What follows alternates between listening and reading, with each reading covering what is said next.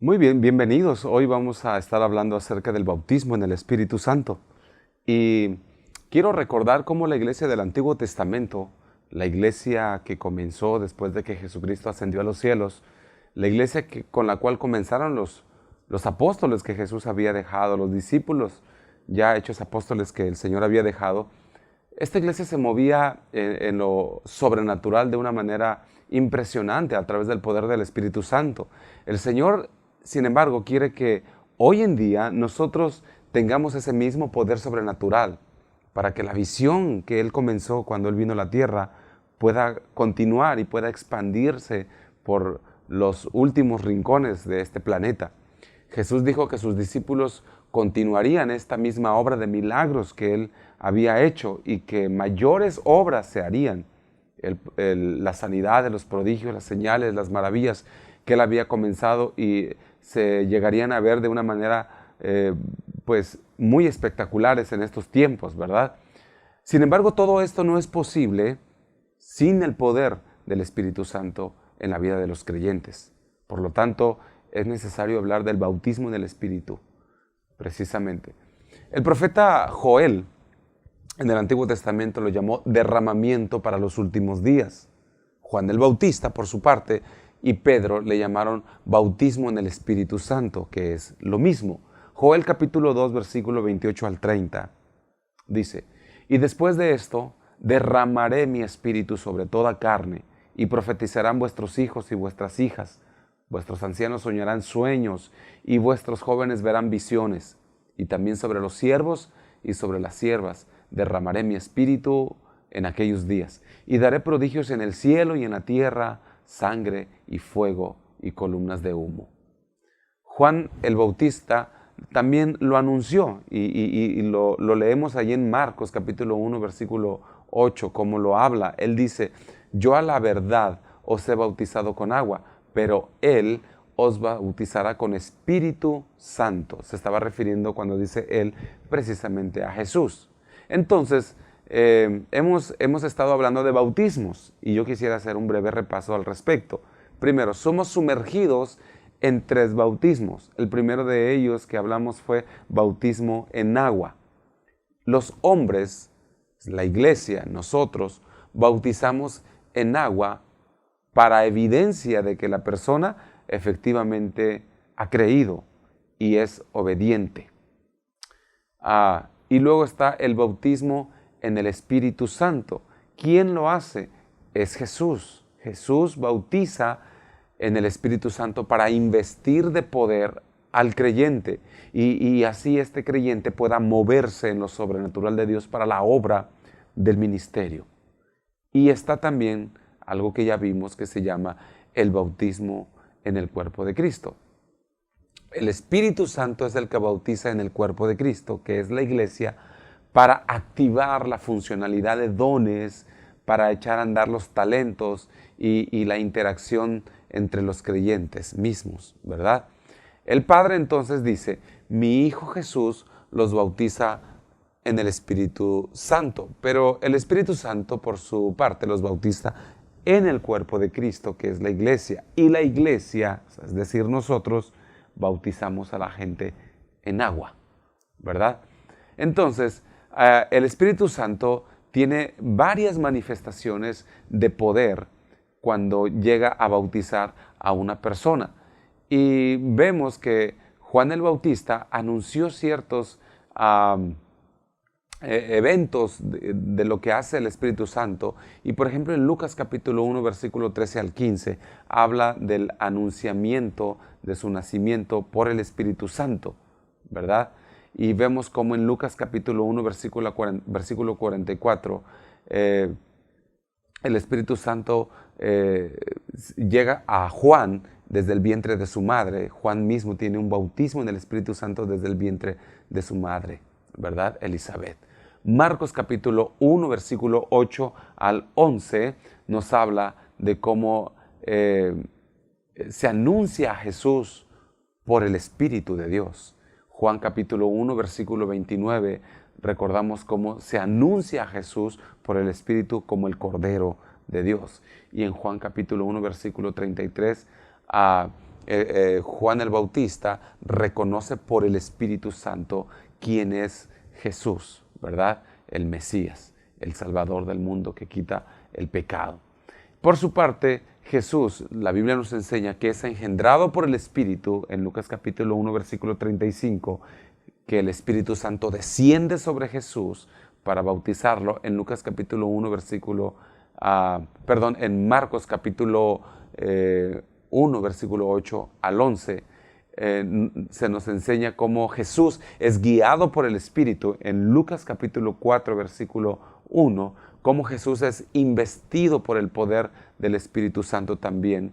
En Lucas capítulo 4, versículo 14, cómo reconoció al Espíritu Santo para iniciar su ministerio. En Lucas capítulo 4, versículo 18, cómo Jesús ministró en el poder del Espíritu Santo. Lo vemos en Hechos capítulo 10, versículo 38, cómo se entregó mediante el Espíritu, nos dice Hebreos capítulo 9, versículo 14, y cómo Jesús resucitó mediante el Espíritu Santo también, Romanos capítulo 1, versículo 4, y cómo nos dio instrucciones guiado por el Espíritu Santo en Hechos capítulo 1, versículo 1 al 2. Muy bien.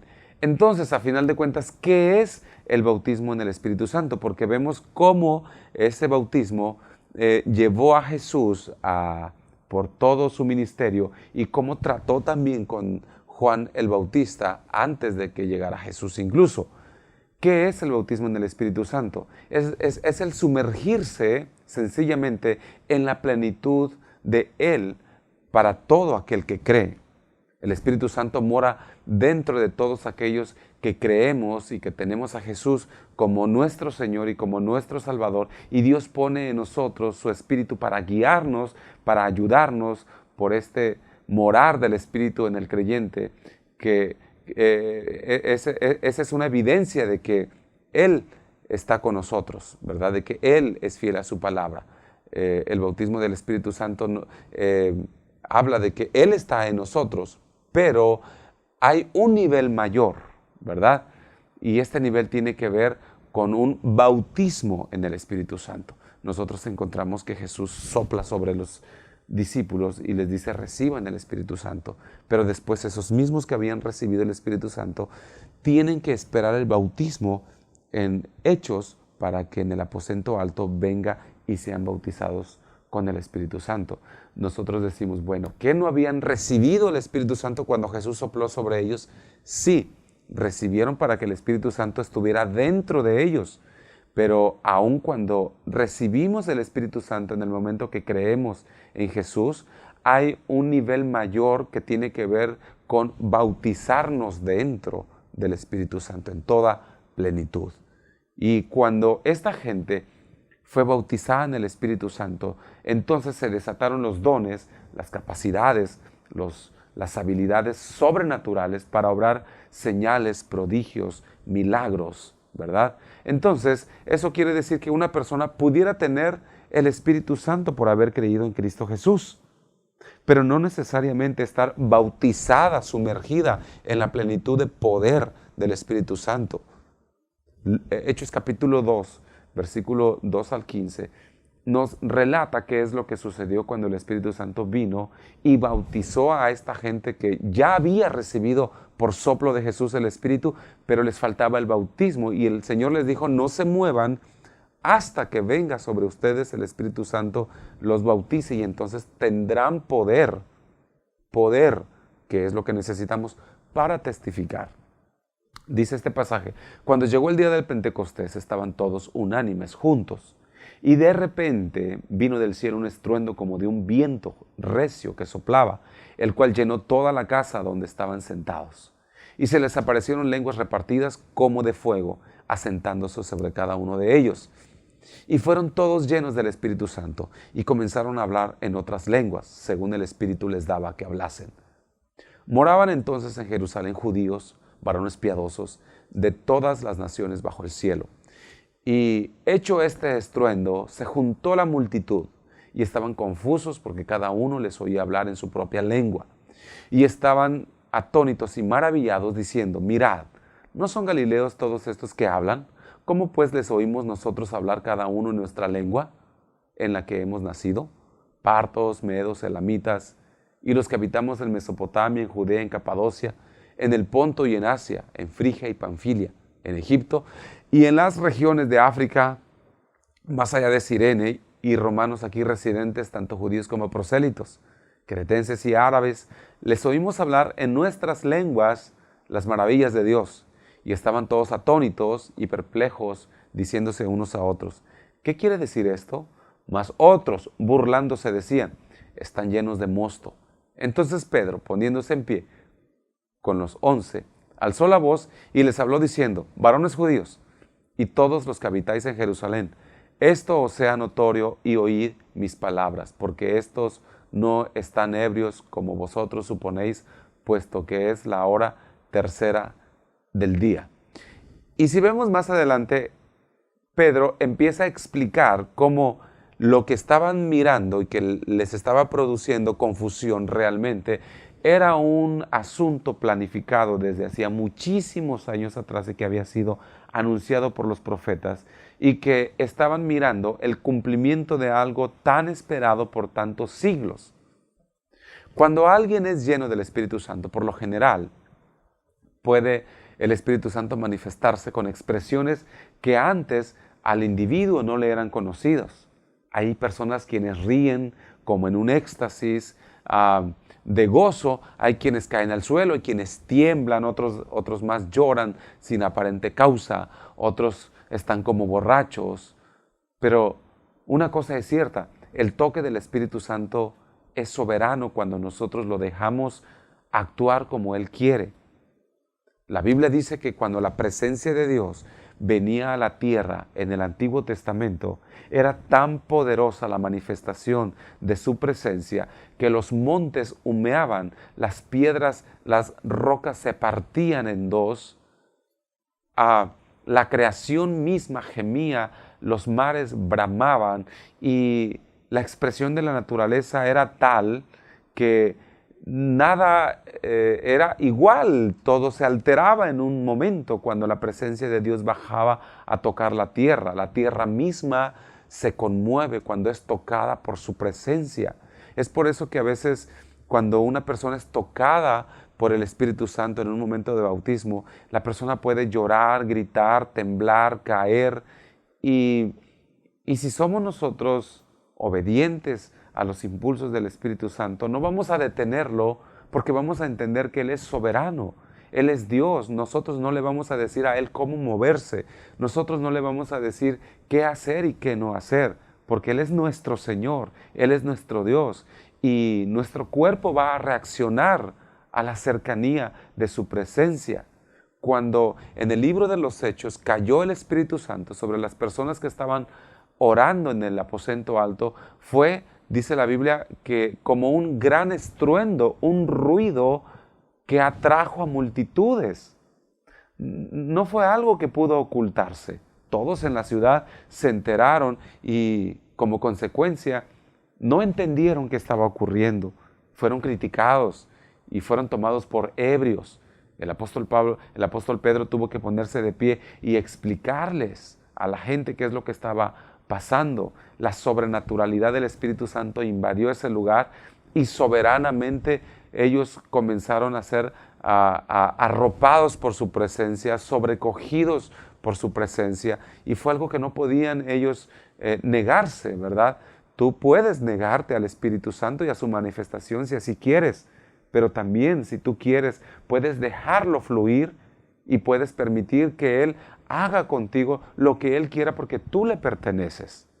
Juan capítulo 4 versículo 14 dice, mas el que bebiere del agua que yo le daré, está hablando del Espíritu Santo. Dice, no tendrá sed jamás, sino que el agua que yo le daré será en él una fuente de agua que salte para vida eterna. Aquí el Señor se refiere al Espíritu que mora en nosotros y que nos está bautizando, ¿verdad?